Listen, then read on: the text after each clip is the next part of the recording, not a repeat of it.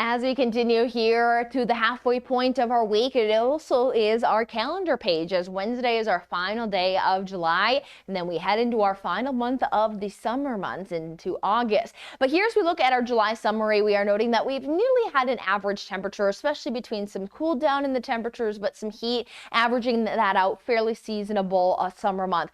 Where we are seeing the deficit that is building again here is that precipitation. We are nearly seeing that we have received less than half of what we typically should have brought in for this month, and we've been watching here this month that has continued to create those drought conditions. Now what we'll see though is that we're not going to add any precipitation for this final day of July. We are getting some slight relief as a frontal system has dropped its way through. It is bringing less wind, still keeping us warm but clearing out some of that haze. But we note that as we get slight relief into our final day of July, into August, that warmth is right back on the board. So we're going to start off August potentially warmer than normal, but there is some potential that we are going to talk some beneficial rains for next week. Still fine-tuning the details, but we'll look at that outlook here in just a moment. But here for our final day of July, it's all about the sunshine. Now, the sunshine, though, is going to feel maybe a little different than the last few days, as we're going to have more of a northwesterly wind.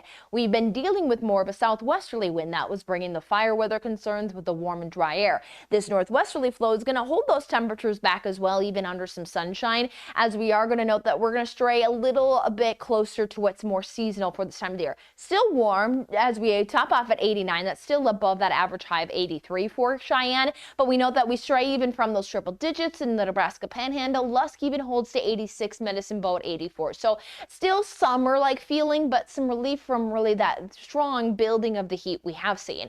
But we are noting that that's going to be able to rebuild. Here into our Thursday, we are watching that widespread 90s back on the board through Cheyenne all the way up through Casper, even 88, 87 there, as you move off towards Laramie and Medicine Bow, nearing some of those triple digits into the Nebraska Panhandle. Now, as the heat rebuilds, what's going to be a little different about this round of some heat is that we are going to watch that storm chances are going to start to be paired up with the heat. We'll still talk about stacking up those 90s, but that moisture is going to be moving in, bringing some of those isolated storm threats. Now, with heat and moisture, that could bring the potential of some severe threats. So we'll be keeping an eye on Friday being the triggering day of talking some storm chances, as we are noting that by Friday, we are noting that dew points are heading in the upper 40s, and then they're staying there. What we also note is that as we look at the outlook that brings us into almost August 9th, 10th, we are seeing that there is that dark shading of green, which runs into Wyoming and includes portions of Denver.